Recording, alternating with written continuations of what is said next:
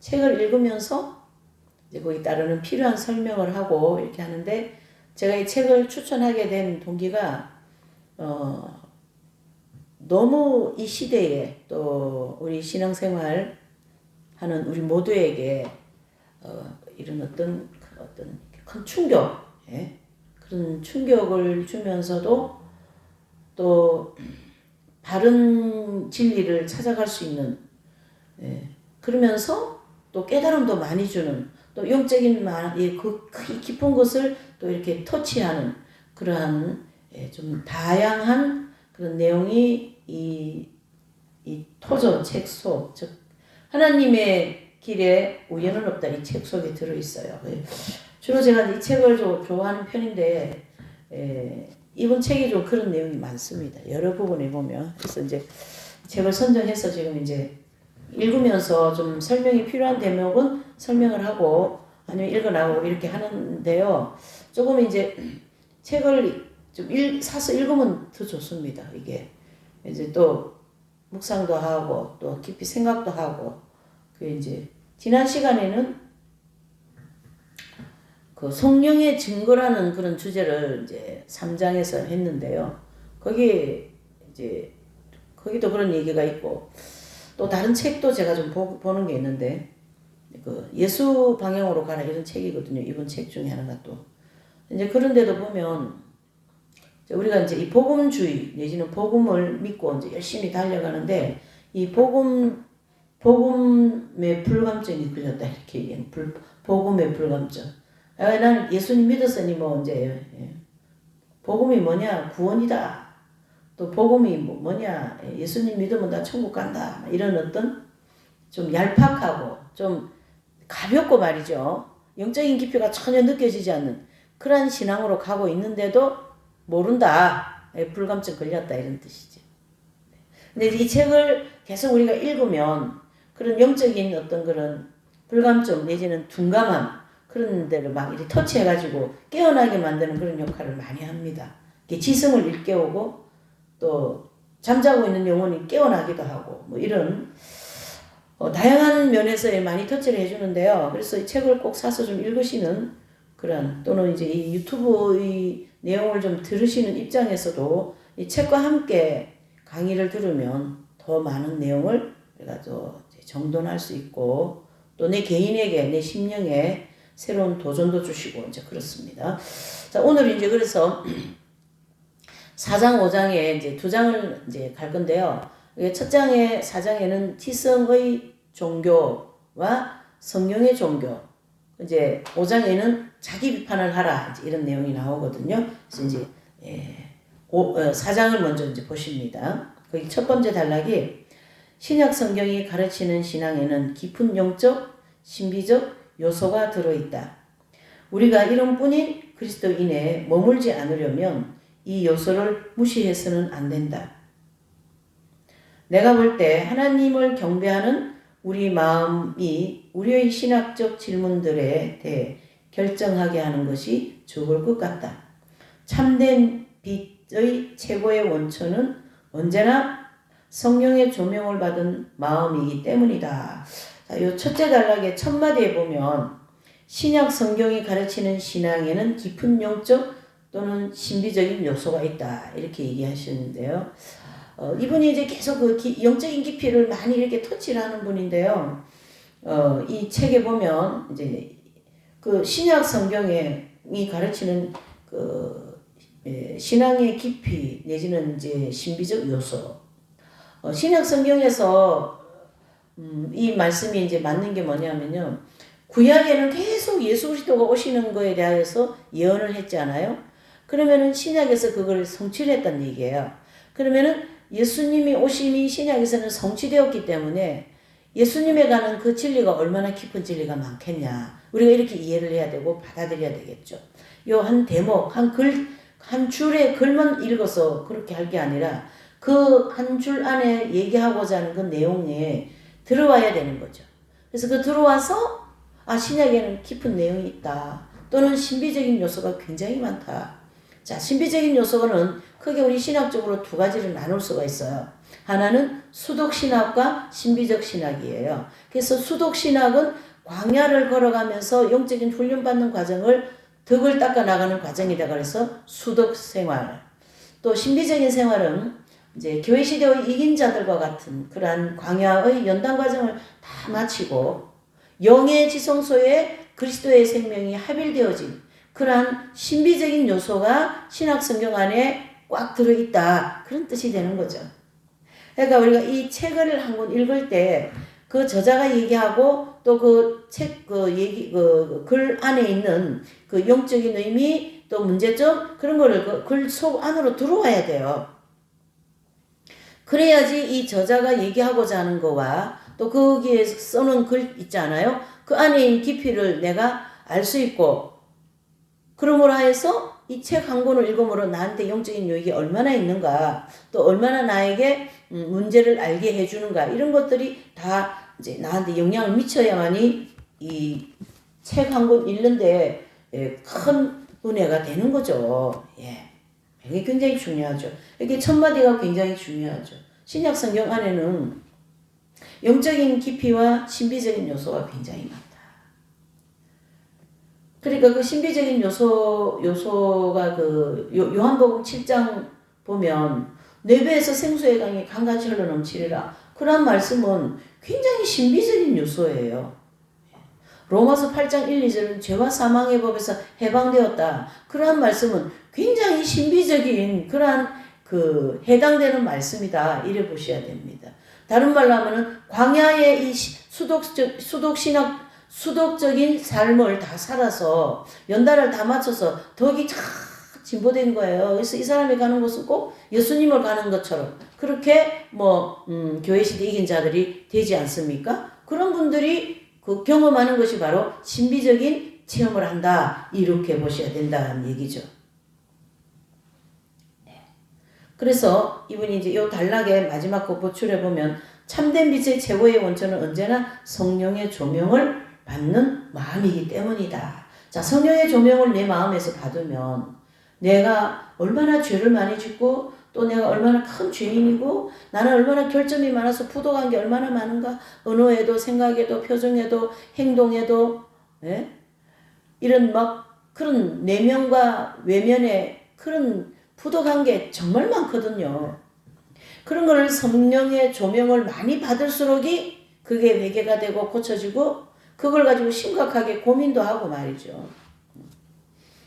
그런 자아 깨어지는 과정이 필요하다 이런 뜻입니다. 자, 두 번째 단락을 보실게요.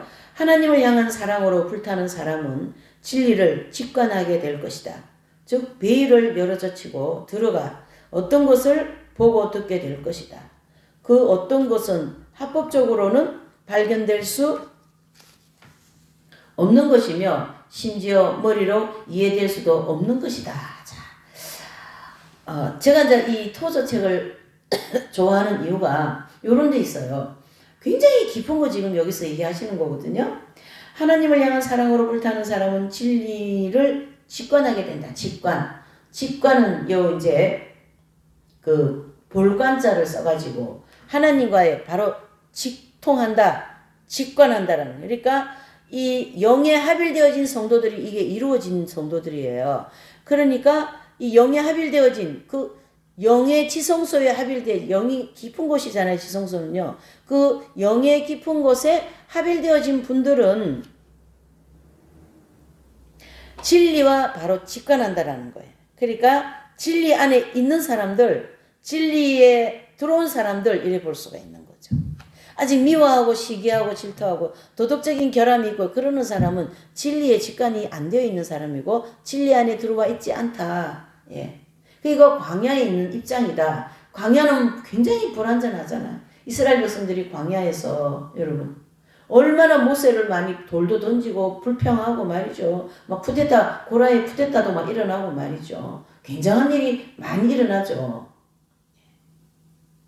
그러면서 이제 신명기 8장 1절에서 5절에 보면 하나님의 말씀을 지키는 훈련을 시키는 과정이다. 그게 바로 수독 신학이다. 수독 생활의 훈련이다. 그러니까 여기 이제 두 번째 단락 첫 마디에 하나님을 향한 사랑으로 불타는 사람은 진리를 직관한다. 하나님에 대한 사랑이 불타는 사람은요, 그게 바로 예수 그리스도의 생명이 그의 영에 합일되어서, 즉 영의 지성소 합일되어서 그 영혼이 막 사랑이 막 하나님에 대한 사랑이 막 불타는 거예요, 여러분. 자, 그래서 그 십자가의 요한 성자라든가 이런 분들은 그 사랑의 불꽃 이런 단어를 쓰죠. 왜 그러냐면 그 예수님의 사랑이 직접 생명이 되셔서 들어오셔서 합일됐잖아요. 그러니까 막 그 사랑의 마음이 막 불타는 거예요. 그래서 선생님 같으신 분은 평강 덩어리가 들어와 있지요. 이렇게 얘기도 합니다. 평강 덩어리. 신비적인 생활이죠. 신비적인 사람들이죠. 그러니까 신비신학이다. 이렇게 얘기를 하는 거예요. 자, 이러한 내용은 결국 어떤 합법적으로 이해될 수 있는 내용이 아니다. 이 얘기죠. 합법적이라는 이 말은 내가 예수님 믿었으니까 나는 구원받지 않았습니까? 난 성령 받았다. 나 방언도 한다. 기도 응답도 엄청 받았다. 그런 신앙의 자기 나름대로 가지고 있는 그런 그 경험 또 체험, 구원의 체험들이 있단 말이죠. 그러한 것을 성경을 가지고 합법적으로 이해를 하려고 그러면 안 된다. 그 얘기예요. 예. 반드시 이 첫마디, 이 단락의 첫마디에서 그렇죠? 그러니까 27페이지죠. 27페이지. 그 밑에다 하나님을 향한 그 사랑에 불타는 사람은 진리에 직관한다 그랬잖아요. 근데 뭐 진리가 멀어져 있는데 무슨 직관입니까? 가까이도 안 있는데. 예. 그러니까 이 자기 신앙, 자기가 경험한 신앙을 가지고 하나님과의 그 하나님 말씀과 하나님의 법을 이렇게 합법적으로 하려고 그러면 안 되는 거예요. 그러니까 다른 말로 하면 영적인 성장이 안 되었다. 이렇게 이해를 해야 됩니다.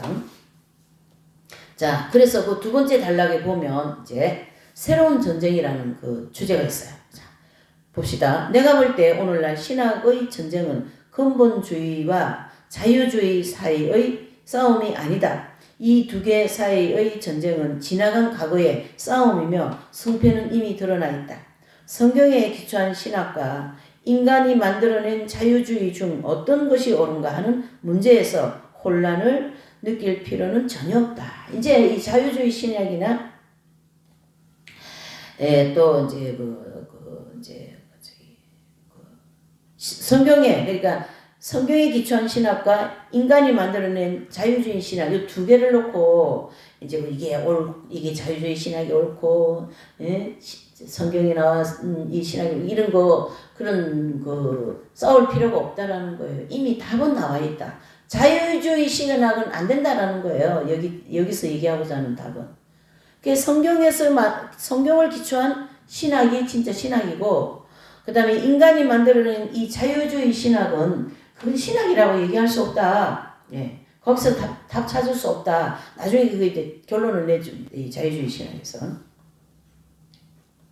그걸 가지고 어떤 게 옳거니 그러니 그런 거 할 그런 주제는 못 된다. 이미 답은 나와 있다. 뭡니까? 자유주의 신학은 아니고 성경을 기초한 신학이 신학이다. 이렇게 정리할 수 있는 거죠. 그러므로 사람들은 이제 성경의 영감, 예수 그리스도의 신성, 속죄의 보혈을 통한 구원, 죽음과 심판, 그다음에 천국과 지옥 같은 문제에서 자기가 어디에서 있는지를 충분히 판단할 수 있게 되었다. 이제 지금 이제 이 시대는 천국에 대한 비밀이 확연하게 드러내져 있고 구원에 대한 진리가 확연하게 드러내져 있기 때문에 이 홍수 같은 하나님에 대한 성경에 대한 지식들이 막 서점에 가면 막 꽉 차 있지 않습니까? 다양한 책들을 통하여서. 그렇기 때문에 손만 뻗치면은 내가 추구하고자 하는 지식을 다 습득할 수 있는 그러한 지식의 홍수의 시대를 살아가기 때문에 우리가 자유주의 신학이냐 성경을 통해서 나온 신학이냐 어느 게 맞냐 그런 답은 이미 다 가지고 있다 이런 뜻입니다. 그러니까 거기에도 이제 나오죠. 성경의 영광과 예수 그리스도의 신성, 예수님이 하나님이시잖아요. 신성, 속죄의 보혈, 십자가를 통한 보혈의 은총, 그걸 통하여 구원, 그리고 죽음 다음에 오는 심판, 그리고 천국과 지옥에 대한 문제에 대해서 다 알고 있다. 이 부분을 히브리서 6장 1절에서 5절에 아주 정확하게 얘기하고 있어요. 그래서 그 히브리서 6장 이제 2절, 3절에 보면 너희가 초보적인 신앙, 즉 심판과 죽음, 그쵸? 구원과 심판과 죽음에 대한 이 초보적인 신앙에서 벗어나서 더 나은 대로 나가라. 4절, 5절에 말씀하거든요. 그러니까 영적으로 성장해야 됩니다. 이 초보신앙. 여기서 매일 주일 성수하고 11조내면 하나님 부자 되게 해주시고 돈 잘 벌게 해주시고 그런 어린아이 신앙에서 이제 벗어나라. 그 얘기입니다. 그 어린아이 신앙에서 다 알고 있는 거죠. 죽으면 심판받고 지옥 가고 천국 가고. 그렇죠. 믿으면 구원받고. 그건 다 안다라는 거예요. 그건 다 성경에서 나온 신학이기 때문에 그 성경에서 나온 신학이 맞다. 자유주의 신학은 아니다. 그렇게 정리를 해볼 수가 있는 거죠. 오늘날의 진짜 전선은 이런 문제들과 다른 곳에 형성되어 있다. 자, 뭐 이런 자유주의 신학이나 성경에서 나온 신학 이런 걸 가지고 막 싸우고 막 별로나 그런 지금 시대는 아니다. 그건 아니고 더 큰 문제가 우리 교회 안에 있다. 더 큰 문제와 싸워야 될 문제가 우리 안에 있다. 그걸 지금 얘기해 주는데 한번 읽어보시죠. 종교에서 결정적 충돌은 언제나 중요한 개념들이 서로 대립하는 곳에서 일어나기 마련이다. 이런 개념들은 기독교 신앙을 구하거나 무너뜨릴 수도 있을 만큼 매우 중요한 개념들이다. 그렇다면 역사의 갈림길에 서 있는 교회에서 지금 벌어지고 있는 싸움은 누구와 누구의 싸움인가 이렇게 볼 수 있습니다. 그리고 신학적인 자유주의식 이런 거와 싸울 그거는 이제 다 알고 있다. 하지만은 더 무서운 거와 우리는 싸워야 되는데 그게 바로 교회 안에 들어와 있고 그 개념이 다르다라는 거예요. 자, 교회에서 지금 벌어지고 있는 싸움은 누구와 누구의 싸움인가를 이제 첫 번째, 이 전쟁의 한쪽 편에 서 있는 사람들은 인간의 지성에 의해 그 전모가 이해될 수 있는 객관적 기독교를 붙드는 사람들이다. 두 번째, 2번입니다. 그 반대편에 서 있는 사람들은 신앙적 체험의 깊은 영역이 따로 있다고 믿는 사람들이다. 자, 1번과 1번은 인간의 지성을 중심으로 그 모든 문제점을 객관적으로 기독교에서 해결할 수 있다. 이래 보는 사람이 있고 좀 해석을 하면 이 단락을 그 다음에 2번이라고 하는 거기 두 번째 줄에 보면 그 반대편에 서 있는 사람들은 신앙적 체험의 깊은 영역이 따로 있다고 믿는 사람들. 그렇죠. 그러니까 1번, 2번 중에 이 책에서 다루고자 하는 이 문제 싸워야 될 내용과 다루고자 하는 것은 후자에 의하면 2번이죠. 후자에 의하면 이 영역은 깊은 영적인 것이며 우리의 단순한 이성을 초월해 있는 것이기 때문에 성령의 특별한 기름 부음이 있어야만 인간의 마음이 그것을 이해할 수 있다고 한다. 맞는 말이죠. 지식과 어떤 객관적인 그런 것으로 이 현대 이 기독교의 문제를 해결할 수는 없다라는 거예요. 그러면은 두 번째 문제, 후자이죠.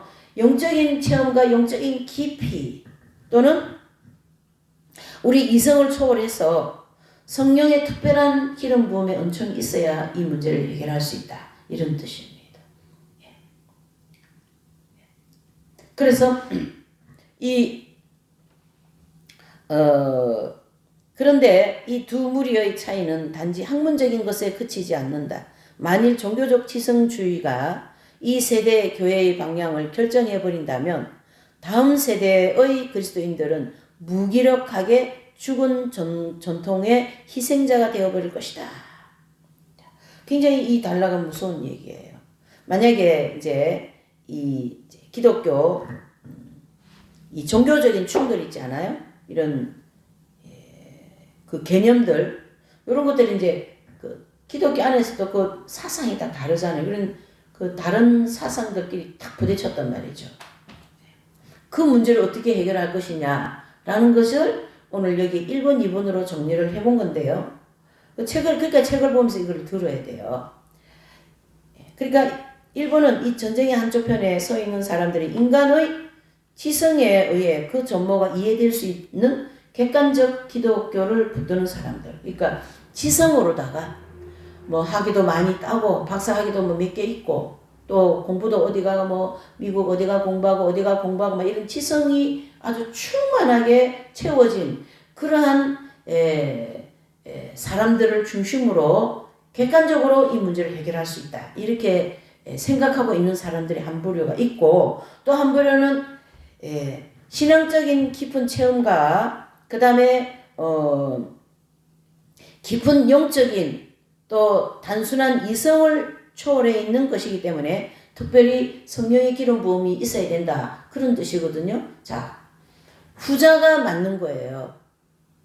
지성으로 학위를 많이 따고 미국서 공부하고 독일서 공부하고 뭐 독일 신학 뭐 루트 신학 온갖 거를 다 깨고 앉아 있는다 할지라도 여기서 제시하고 있는 이 기독교의 중심 사상과 부딪히는 것들을 해결할 수 없는 거예요, 여러분. 기독교의 중심 사상은 하나님의 말씀과 내 속에 들어와 성령의 역사가 일어나서 내가 변화되는 것이 그게 하나님의 중심 사상입니다. 왜 우리를 예수님을 통하여 구원받게 하고 우리를 변화시켜서 천국 데려가는 게 하나님의 목적이지 않습니까? 그게 익은 열매의 목표다. 이렇게 보셔야 되는 거죠. 그러니까 어떻게 이 기독교를 지성으로 해결할 수 있겠냐면 그거 아닙니다. 그래서 만약에 그 지성으로 기독교 이 문제를 해결한다면 이번 세대 말고 다음 세대에게는 그게 나오죠. 다음 세대의 그리스도인들은 무기력하게 죽은 전통의 희생자가 되어버릴 것이다. 그렇게 그 기독교를 지성으로 이 현실 그 사상 문제를 해결한다면 죽은 기독교가 된다 이런 뜻이에요. 성령의 체험이 없이 하나님 말씀과 관계없이 자기 그 많은 지식을 가지고 이 현실의 문제를 해결하는 그런 해결이 아니죠. 결과적으로 얘기하면 해결이 아니죠. 그래서 반드시 이 후자와 같이 그렇죠? 성령의 기름 부음을 받고 성령의 인도를 받으며 내 자신이 변화되면서 이 현실적인 기독교의 중심 사상을 해결해 나가야 된다. 이래 보셔야 돼요. 무조건 믿고 천국 가고 잘 먹고 잘 살고 천국 가고 남보다 내가 더 빵빵해야 되고 내가 내 교회가 더 커야 되고 내 목회가 더 잘 돼야 되고 그러는 생각을 가지고 있는 사람은요. 그런 분류에 서 있는 사람들은 아마 지성주의가 더 많겠죠. 나는 박사학위가 몇 개나 있고 또 사례비도 엄청 받고 교회 11조도 엄청 나오고 말이죠. 그런 것으로는 기독교 중심 사상을 해결할 수가 없습니다. 기독교의 중심 사상은 바로 예수 그리스도를 통하여 구원받고 하나님의 말씀과 성령과 연단과 이런 다양한 환경을 통하여 우리를 익은 열매 만들어 천국 데려가시는 데에 대한 그 기독교의 중심 사상인 거거든요. 그래서 오늘 오전의 말씀처럼 아모스 9장 11절에서 15절의 말씀 보면 14절, 13, 14절에 보면 이제 농부가 이제 곡식을 이제 뿌려가지고 이제 막 이제 이렇게 수확을 하게 됐어요. 그래서 이제 농부가 앞에서는 막 수확을 했는데 뒤에서는 땅을 기경해서 다시 씨 뿌리는 자가 있다. 이것은 그 농사에서 끊어지지 않을 것이다. 이런 뜻이거든. 하나님의 역사와 그 놀라운 은혜의 역사가 끊어지지 않을 것이다. 라는 건데 만약에 이 지성주의자들이 하는 사상으로 교회가 가버리면 그 다음 세대는 죽은 종교를 이어받는다. 안 된다. 이런 뜻이에요.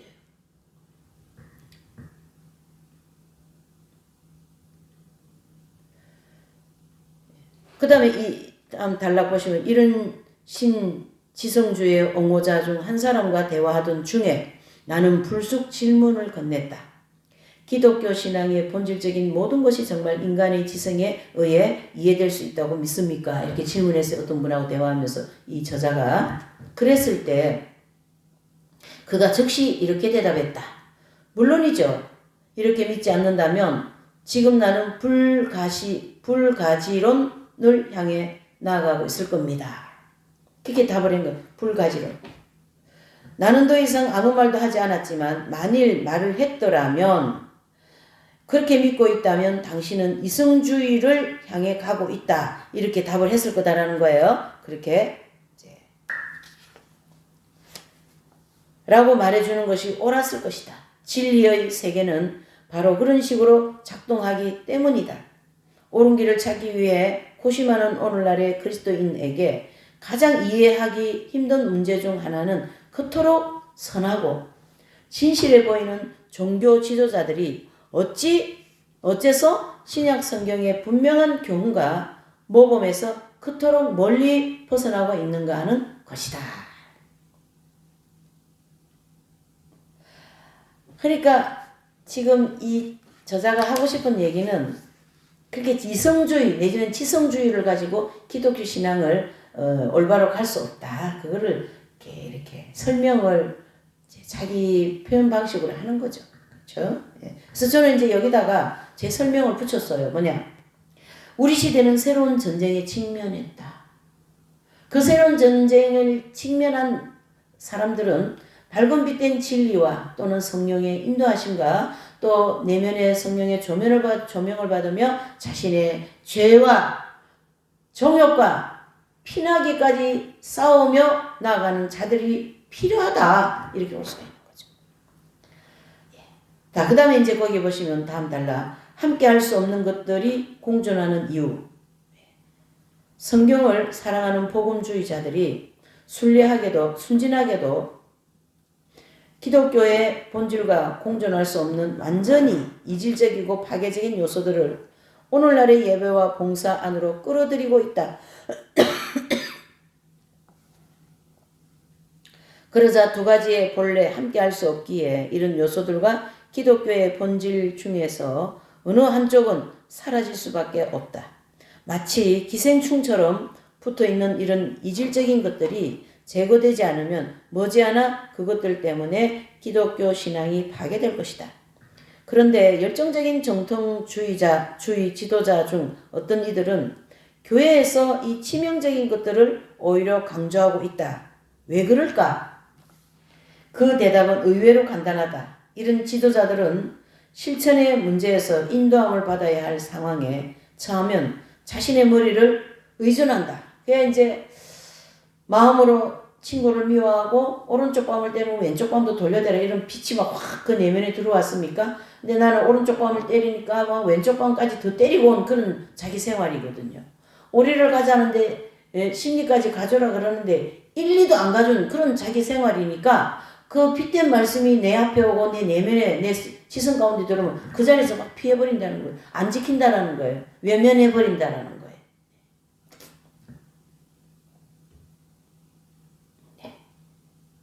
그러면서 자신의 머리를 의존한다.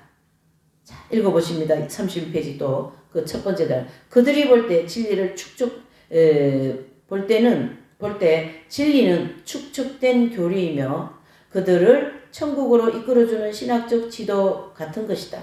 그들은 올바른 방향으로 가고 있는지를 지도에서 확인한 다음에 자기 힘으로 나아간다. 보이지 않는 인도자를 필요로 하지 않는 것이다.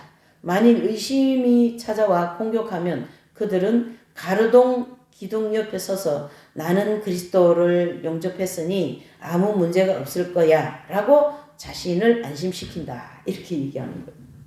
참 재밌게 얘기했죠.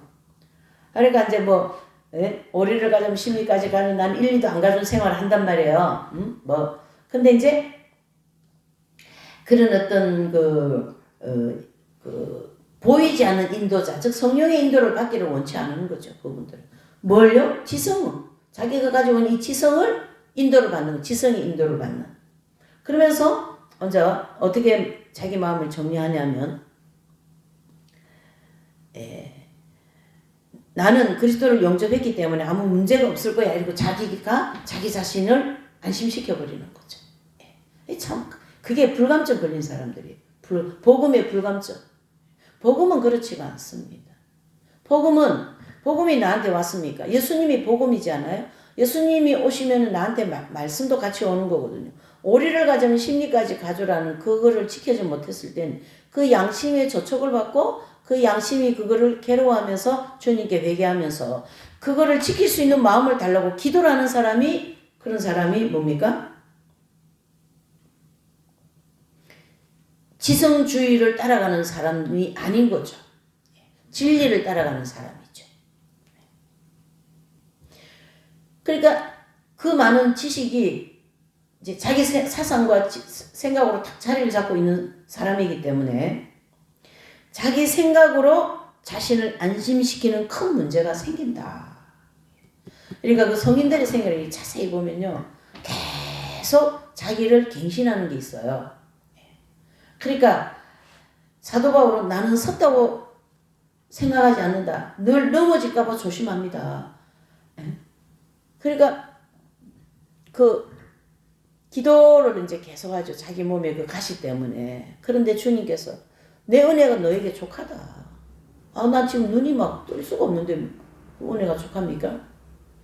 너에게 그 가시가 있기 때문에 너는 겸손해지는 거야. 사도 바울은 이 진리를 정확하게 깨달은 사람이기 때문에 어떻게 해요? 나는 아직 다 왔다고 생각하지 않는다. 아직 내 갈 길은 멀다. 내지는 나는 넘어질까봐 늘 조심한다. 늘 노심초사한다. 내 교만에 넘어질까? 아집에 넘어질까? 음란에 넘어질까? 명예욕에 넘어질까? 물욕에 넘어질까? 막 그 정욕과 막 피나게 싸우지 않습니까? 그래서 이긴 자가 되는 거지. 아무나 이긴 자가 되는 거는 아니겠죠.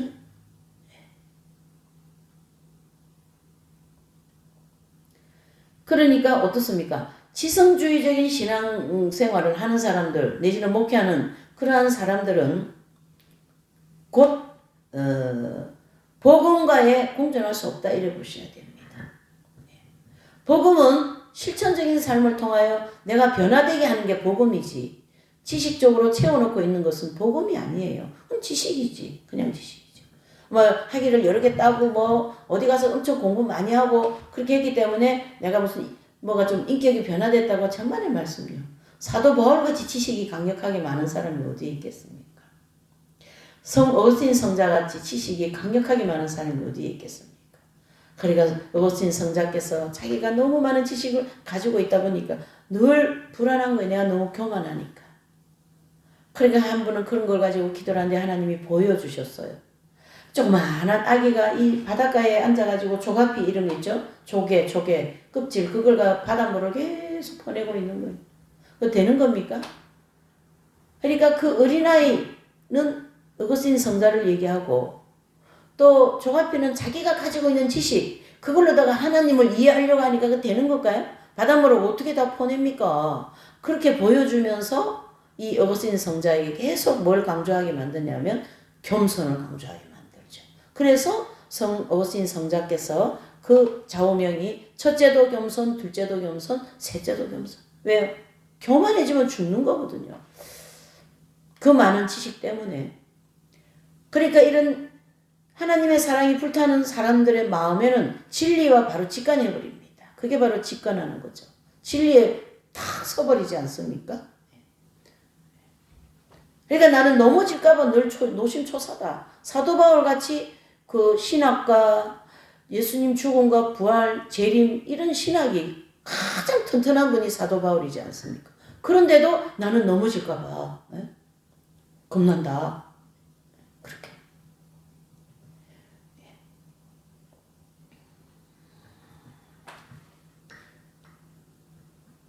그러니까 나는 예수님 믿고 목회도 오래 했고 학위도 많고 지식이 막 넘쳐 흐르는 거죠. 제가 이제 뭐 그 목사님 이름을 얘기하기는 좀 그렇지만 그 어느 목사님 이 목사님이 지식이 굉장히 풍성한 분이에요. 신학적으로 정리가 잘 돼 있고 이제 그런데 하나님이 어떤 여자 문제로 다 넘어지게 만들어 놨더라고요. 그 목사님은 그게 더 축복이에요. 그 넘어지는 게. 그래서 깨달고 자기 지식을 믿지 않고 예수님의 그 진짜 복음을 믿게 만드시는 그런 하나님의 놀라운 은혜의 축복이죠. 그것은. 예. 그렇게 볼 수가 있는 거죠.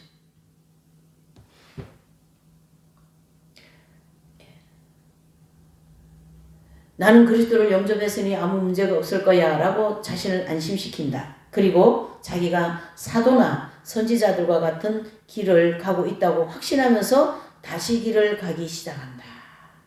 늘 지성적으로 가는 거다.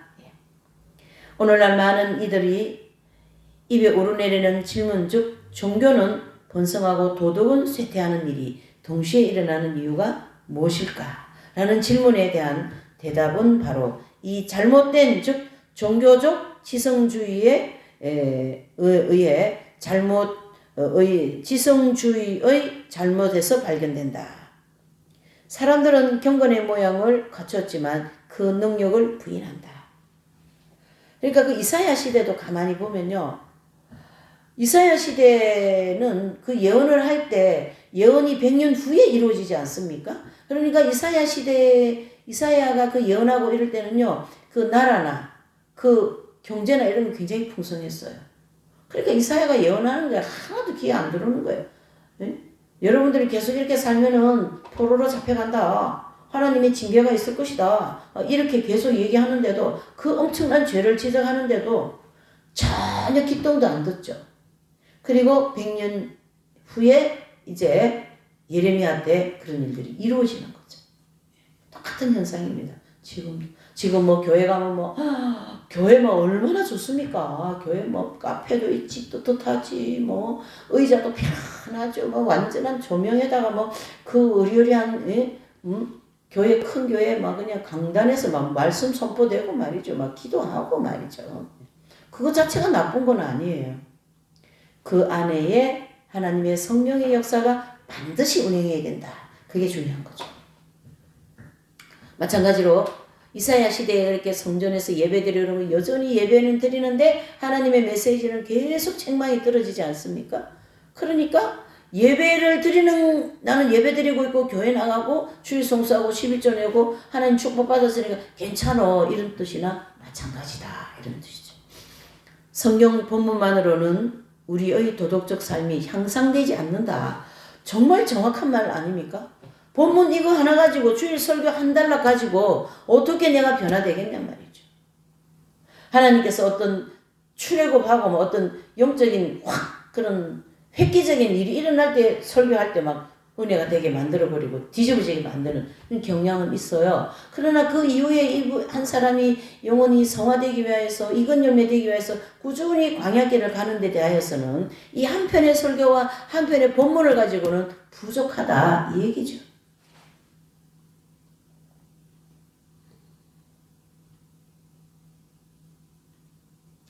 도덕의 능력이 나타나기 위해서는 진리의 신비적 요소, 즉 진리의 영께서 주시는 요소가 더 해져야 한다. 성령의 충만함과 하나님 말씀이 늘 나를 이끌어가고 말씀이 내 내면에서 늘 피 가운데 이렇게 교만하냐? 왜 또 너 불평했지? 입술로 또 그리고 행동 하나 하고 탁 지나오면 제가 해놓은 행동 그게 정말로 부족하게 보이는 거예요. 그러니까 하나하나가 내면에서 다 계속 주님께 이렇게 지적을 받아야 영혼이 익은 열매가 되지. 한편의 설교와 한편의 말씀 묵상을 하고 나가서는 또 똑같이 살아버리고 말이죠. 나는 교회 다니고 나는 묵상도 하고 이거 안 되는 거예요. 그렇게 하는구나. 그걸 지금 얘기하는 거죠. 여기서도. 우리가 성령을 부차적인 존재로 격화시킨다면 그에 따르는 끔찍한 대가를 반드시 지불하게 될 것이다. 성령님의 역사하심과 내 속에서 터치하고자 하는 성령님을 자꾸 거부하고 하면 그게 이제 격화시킨다면 그에 따르는 끔찍한 뭡니까? 대가를 지불한다. 그거에 따르는 반드시 주님이 연단을 주시는 게 무섭습니다. 여러분 어찌 보면 하나님. 아니 하나님은 은혜의 하나님인데 아니에요. 이 영적인 그 성장에 따라서 우리가 어린아이 때는 이게 무서운지 뜨거운지 차가운지 전혀 분간을 못합니다. 근데 약간 신앙이 이제 성장해서 두 번째 연단을 마치고 청년의 단계 들어온 성도들은 하나님의 간섭이 느껴져요. 내면에서. 언어 속에서도 느껴집니다. 감정도 느껴집니다. 이건 내 연민이지. 근데 그게 빠져나가지 않으려고 육신의 세력들이 버덩거리지 않습니까? 내면에서. 그러면 성령의 강한 은혜와 함께 거기서 빠져나오려고 노력을 해야 되는 거예요. 언어에도 고쳐야 될 게 너무 많습니다. 저도 언어가 참 이 사투리적인 언어이고 또 무뚝뚝하고 말이죠. 그래서 자, 언어 때문에 저도 고생을 많이 하는 그런 경향이 있었는데 이제 그거 고쳐보려고 참 노력을 뭐 표준어를 써라 뭐 서울말을 써라 그런 차원이 아니지 않습니까? 똑같은 말을 해도 덕이 있는 말이 있고 똑같은 말을 해도 똑같은 내용을 가지고 표현해내는데 덕이 되는 표현이 있고 사람 마음을 긁어놓는 표현이 있어요. 똑같은 뜻을 가지고 얘기해. 그러니까 덕이 없는 말이죠. 그 말은. 덕이 부족하죠. 언어의 순화가 안 되었죠. 쉽게 얘기해서. 굉장히 심각한 문제들입니다. 그렇기 때문에 서로 시험도 주고 시험 받고 상처받고 상처 주고받고 막 그렇게 하는 거예요. 여러분. 그러니까 아나무인이라는 이런 말이 있죠. 어떤 분은 그분 때문에 되게 힘들어 하더라고요. 왜 그런가 하고 이제 들어보니까 이분은 아나무인인 거예요. 아나무인이 말을 해도 되지도 않고, 예? 참. 그러면서 또 뭐, 이 핵심 진리 벌써 몇십 년 했다고 이러고 앉아있어, 진짜. 이제 핵심 진리 불감증이요. 그거야말로. 예. 변화돼야 된다. 그런 뜻이 되는 거죠. 제일 밑에 달라. 오늘날 우리가 그로 인해 치르는 대가가 무엇인가? 그것은 초조하고 어색한 웃음을 웃으며 세상적이고 철저히 육신적인 근본주의가 온 나라에 퍼져가는 현상이다. 그러니까 누룩이라는 얘기가 있는데요. 마태복음 13장에 나오는 누룩이 있어요. 누룩비유.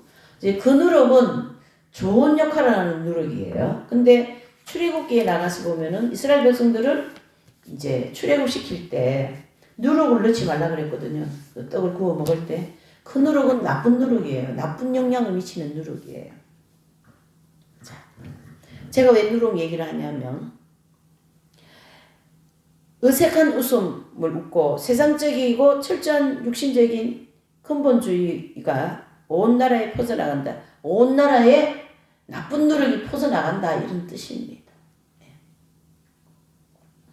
이런 근본주의는 교리적으로는 성경적 신앙의 옷을 입었을지 몰라도 그 밖의 점에서는 그리스도와 사도들의 종교를 전혀 닮지 않았다. 그래서 전혀 닮지 않았다. 아까 그 첫 번째 그 앞장에서 얘기했죠. 저렇게 겉으로 보기로는 예배도 잘하고 목회도 잘하고 인자하게 보이는데 어쩌면 복음하고 그렇게 멀리 떨어져 있는가? 예수님과 어쩌면 저렇게 멀리 떨어져 있는가? 그렇죠? 그것이 바로 치성적인 신앙생활을 하기 때문이다. 그런 뜻이 되죠. 고단하게 보시면 종교의 문제에서 우리에게 일어날 수 있는 이런저런 위험을 피하려면 성령의 신비로운 임재가 절대적으로 필요하다. 성령의 역사를 받아야 된다. 이런 뜻이에요.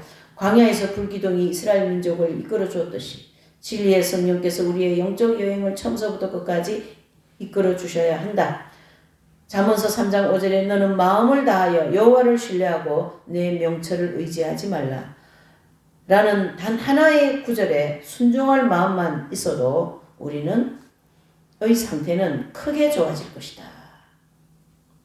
그래서 이 4장에서 지성의 종교와 성령의 종교를 정리를 하면 이스라엘 백성들을 광야에서 모세의 인도를 받으면서 하나님의 말씀을 지키는 철저한 훈련을 했다는 얘기예요. 그게 신명기서 8장 1절에서 5절의 말씀인 거거든요. 여기서 모세는 성령을 상징하고 이스라엘 백성들은 오늘날 그리스도인들을 상징한다. 이스라엘 백성들의 광야 40년의 시간은 그리스도인들을 천국 가기 위한 종합훈련장이다. 광야의 40년의 시간은 우리를 천국 데려가기 위한 하나님의 훈련장이다. 영적인 훈련장이다. 이래 봐야 되죠. 그리고 이 광야 훈련을 다 마치고 나면 그 영혼의 지성소에 성령이 내주합일되어서 내주합일되고 또 이스라엘 백성들이 가나안 땅 입구에 여호수아서 5장 9절에 보면 가나안 땅 입구에서 할례를 받거든요. 그러니까 거기를 자세히 보시면 이스라엘 백성들이 애굽에서 60만 명이 나오지 않았습니까? 근데 가나안 땅 입구에서 할례 받을 때는 애굽에서 나온 60만 명은 다 죽었어요. 그리고 딱 2명, 여호수아와 갈렙 2사람은 남지 않습니까?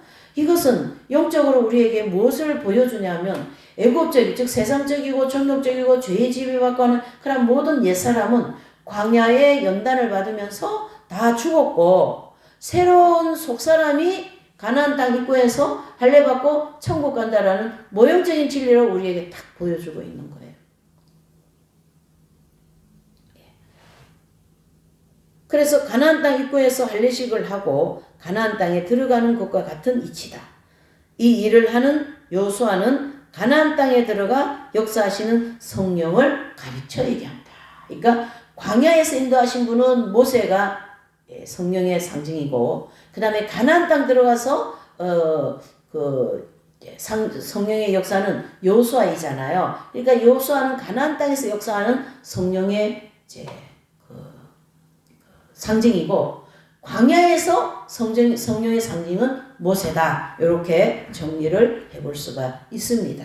그래서 이 4장에는 결국 이 지성의 종교와 성령의 종교가 대립되어 있는 이 상황에서 이 시대에 이게 가장 무서운 전쟁이다. 이렇게 볼 수 있고 또 지성의 종교를 따라가면 그 다음 세대 사람들은 죽은 종교를 이어받는다 이 뜻이에요. 그래서 지성의 종교를 따라가면 안 된다는 뜻이죠. 결과적으로 성령의 조명을 받으며 내가 변화되면서 성령으로 익어가는 사람이 되어야 된다. 그래서 그게 성령의 종교 내지는 성령의 역사로 내가 신앙생활을 해나간다. 그렇게 이 4장에서는 정리를 해볼 수가 있습니다.